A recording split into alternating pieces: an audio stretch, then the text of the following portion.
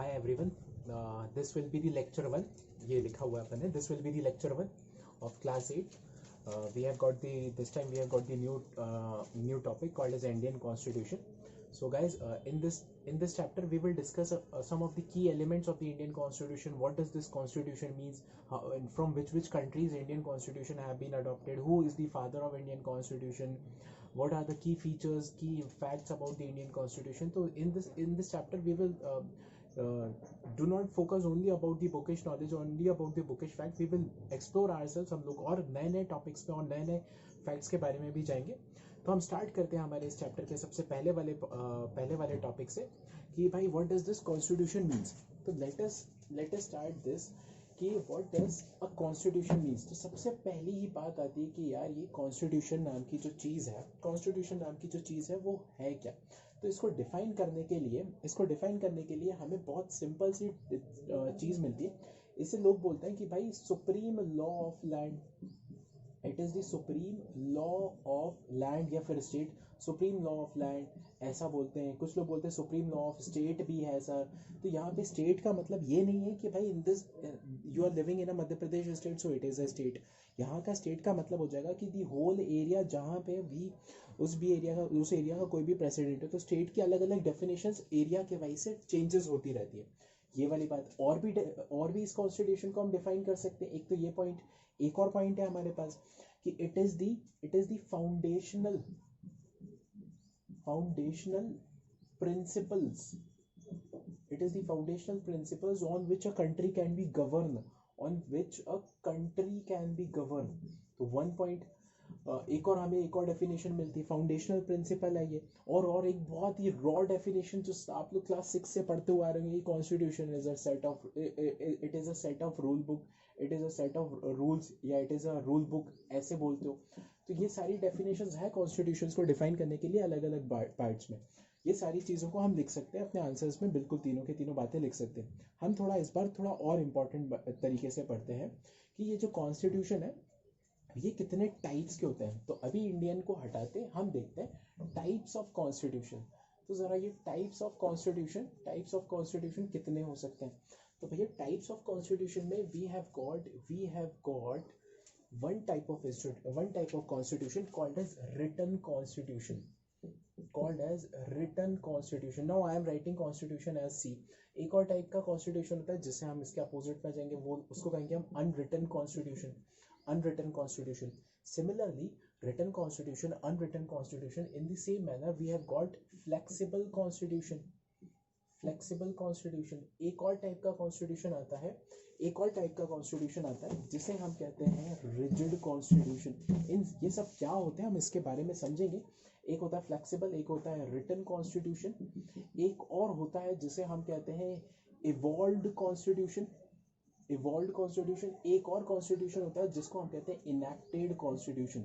ये आपको बुक्स में शायद ही मिले, आपकी स्कूल्स की बुक्स में. But I am telling you कि भाई ये बड़ा इंपॉर्टेंट सी चीज़ें हैं जो शायद ही आप किसी को मालूम हो. तो ज़रा समझते हैं एक एक करके कि होता क्या. रिटन कॉन्स्टिट्यूशन वो वाला कॉन्स्टिट्यूशन जहाँ पे everything, every rule, every regulations, everything has been written. तो इसका बेस्ट एग्जांपल हम हमारी कंट्री इंडिया को ही देंगे कि भाई everything has been written. So India is having a constitution which is in a written manner. Unwritten constitution, ये वो वाली कंट्री है जिसने पूरे वर्ल्ड को बताया कि there is something called constitution but they themselves have not written. तो यूके नाम का जो कंट्री है ना, वहाँ पे कोई कॉन्स्टिट्यूशन नहीं है. वहाँ पे कैसे, अब तुम सोच रहे हो वो फिर कंट्री कैसे रूल करती होगी. तो they used to rule by set of rules. वो रेगुलर बेसिस पे कुछ रूल्स लाती कि okay so these are the manners you have to follow it. उसके बाद उसके कारण से वो कंट्री रूल करती रहती. तो unwritten constitution is there in UK. Flexible constitution means the constitution where everything goes on changing on a regular manner, on a regular fashion. हर कुछ दिनों बाद फिर कोई चेंज हो गया है. इन चेंजेस को हम कहते हैं अमेंडमेंट्स. तो हमारी कंट्री इंडिया का जो कॉन्स्टिट्यूशन है वो बड़ा फ्लेक्सिबल है. कैसे बता सकता हूँ मैं फ्लेक्सिबल है कि sir till now India has got 104 amendments. अभी 2019 नवंबर दिसंबर में हमने एक और अमेंडमेंट कर दिया और बिल्स हमारे पास 126 बिल्स आ चुके हैं टिल नाउ. तो ऐसे करके हम लोग रेगुलर बेसिस पे बहुत सारे चेंजेस करते जा रहे हैं. तो India has got another opportunity कि भाई हमारे पास जो है ना वो फिर से कैसा कॉन्स्टिट्यूशन आ गया, फ्लेक्सिबल कॉन्स्टिट्यूशन आ गया. ठीक. इसी लाइन में हम और आगे बढ़ते, रिटन, अनरिटन, फ्लेक्सिबल। अरे ये वाला जो टाइप था ना, इसको हम बोलते हैं रिजिड कॉन्स्टिट्यूशन। अब rigid constitution means, rigid constitution means ऐसा कॉन्स्टिट्यूशन जहाँ पे अमेंडमेंट्स मतलब चेंजेस जो हैं वो बहुत मुश्किल है। We can not do any kind of a changes. तो यूएसए नाम का ये जो कंट्री है, उसके पास जो कॉन्स्टिट्यूशन है वहाँ पे चेंजेस बहुत ही मुश्किल से कर सकते हैं। तो ये वाली evolved constitution means the constitution which has been growing day by day.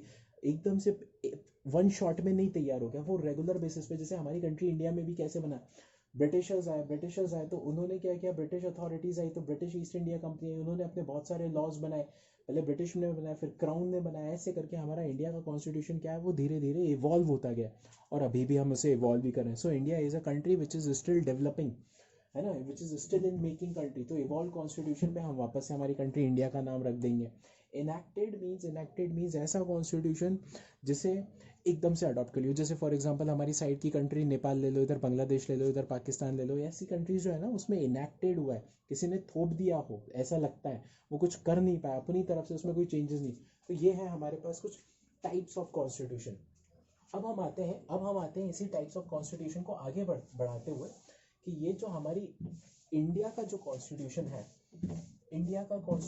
उसके बारे में कुछ एक इम्पॉर्टेंट फैक्ट समझते हैं। अच्छा, उससे भी पहले एक और चीज समझते हैं कि भाई why a country needs a constitution. तो हमारे पास एक और टॉपिक बनता है, why a country needs constitution. क्या जरूरत पड़ती है किसी भी कंट्री को? भाई हर कोई कंट्री जो है, जैसे हम बोलते हैं कि डेमोक्रेसी है, तो more than 160 around 160 country follows the democracy. तो सबके पास तो कॉन्स्टिट्यूशन है नहीं या रखते नहीं है। तो हम जरा देखते हैं ऐसे, why a country needs a constitution. तो पहली लाइन हम इस पे ये लिख सकते हैं कि भाई it lays down the fundamental nature of our society. पहला point, it lays down the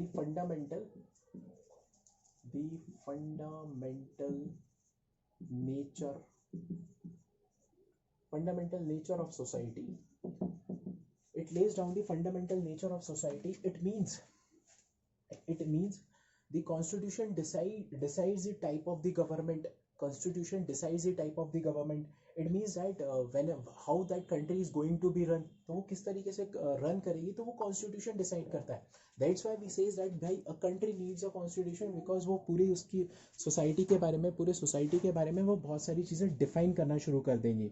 और क्या है भाई, why a country needs a constitution, why, तो ये है कि भाई किसी भी कंट्री में अगर कॉन्स्टिट्यूशन है, इट वेरी क्लियरली डिफाइंस दी उस कंट्री का, it clearly defines the political system of that country. So hence again we need a constitution. Political system, it clearly defines the political system of that country, है ना, इसीलिए हमें constitution की जरूरत पड़ती है। तो ये कुछ एक छोटे छोटे से पॉइंट्स जो हमें हमेशा हमारे दिमाग में लिखे होने चाहिए कि भाई क्यों किसी भी कंट्री को कॉन्स्टिट्यूशन की जरूरत पड़ती है।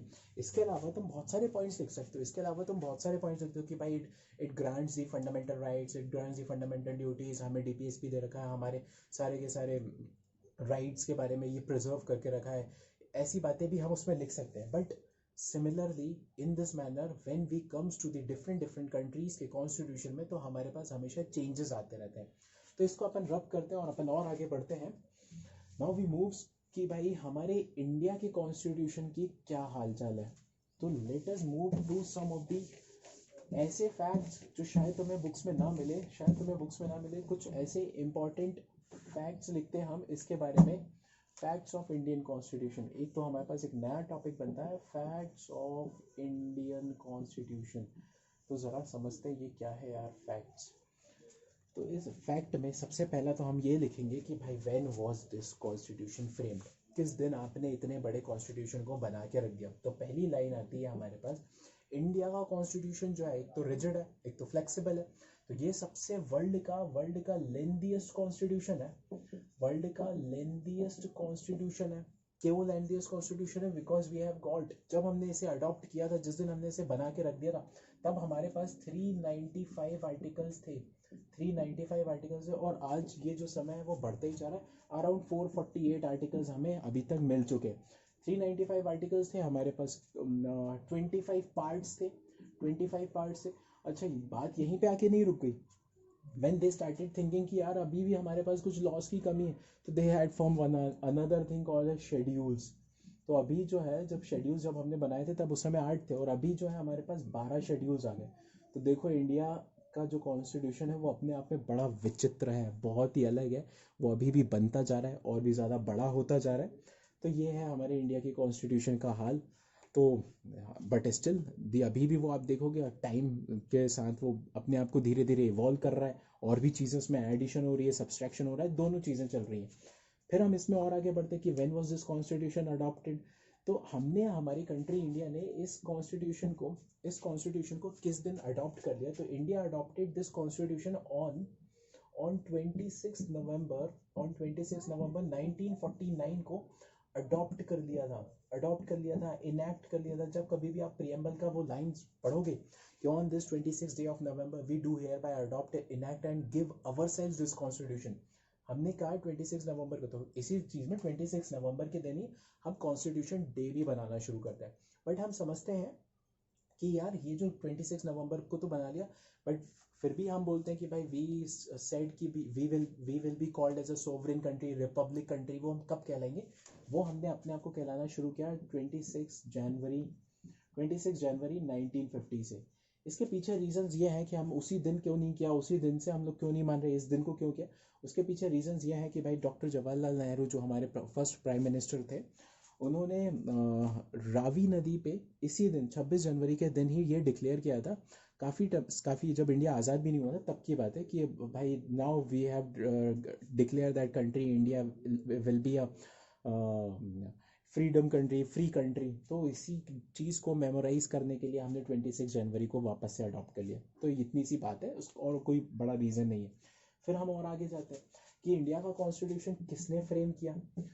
देखो, दोनों बातें अलग है, दोनों बातों में थोड़ा थोड़ा डिफरेंसेस है कि भाई who has framed the constitution and who has written each and every page, each and every line has been written. दोनों में चेंजेस हैं। तो एवरी लाइन जिसने रिटन रखा है, every line has been written by a person called Beohar. Every line has been written in a calligraph italic manner. That person is called as Prem Behari Narayan Rayzada. Prem Behari Narayan Rayzada has written everything. तो भाई ये चीज़ हमें, और कौन हमारे India की constitution का drafting committee का जो हेड था, जिसने हमारी कॉन्स्टिट्यूशन को ड्राफ्ट करवाया, उसे तरीके से बताया, उनका नाम हम लिखते हैं बी आर अम्बेडकर। तो B R Ambedkar was the head of the drafting committee. तो इस तरीके से बी आर अम्बेडकर जो है वो हमारी कॉन्स्टिट्यूशन के रचयिता हैं। उससे हम कहते हैं भाई this person has drafted the constitution, but who has written the every line. उसके पीछे ये कहानी, प्रेम बिहारी नारायण रायज़ादा। तो ये छोटे छोटे फैक्ट्स हैं, हमें हमेशा याद रखनी चाहिए। और अभी भी जो कॉन्स्टिट्यूशन जो है इसे ओरिजिनली सिर्फ और सिर्फ हमने दो ही लैंग्वेज में लिखा। इस बार हम संस्कृत को नहीं लेके आए, इस बार हमने सिर्फ इसे हिंदी या फिर इंग्लिश लैंग्वेज में लिखा। And this Hindi and English original में जो लिखा था, हैंड रिटन था, इन्हीं ने लिखा था, प्रेम बिहारी नारायण ने। और ओरिजिनली हैंड रिटन जो है वो आज भी हमने इसे प्रिजर्व्ड करके रखा हुआ है, आज भी हमने इसे प्रिजर्व करके रखा हुआ है। ये पार्लियामेंट में एक हीलियम से भरा हुआ एक गैस चैम्बर है, वहाँ पे ये दोनों बुक्स रखी हुई हैं, दोनों ओरिजिनल डॉक्यूमेंट जो है वो लिखे हुए हैं। अराउंड 284 कॉन्स्टिट्यूएंट असेंबली के जो मेंबर्स हैं उन्होंने इसे साइन किया, और फिर वो वहाँ पे आज भी इसी तरीके से रखा हुआ, प्रिजर्व करके रखा हुआ। एक और बड़ी इंपॉर्टेंट फैक्ट, क्योंकि ये जो डॉक्टर बी आर अम्बेडकर है, ये जो हमारे कॉन्स्टिट्यूशन के ड्राफ्टिंग कमेटी के हेड थे, he was the first person started saying कि भाई मैं इस कॉन्स्टिट्यूशन को जला दूंगा अगर। He said that I will be the first person to burn this constitution if it fails to protect the minorities, fails to protect the interest of minorities.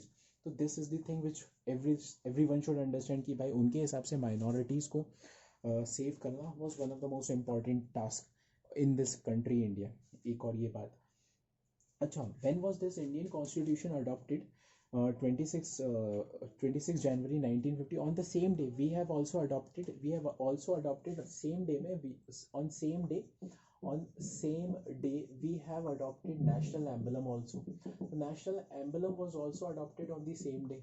This is one more important fact, है ना.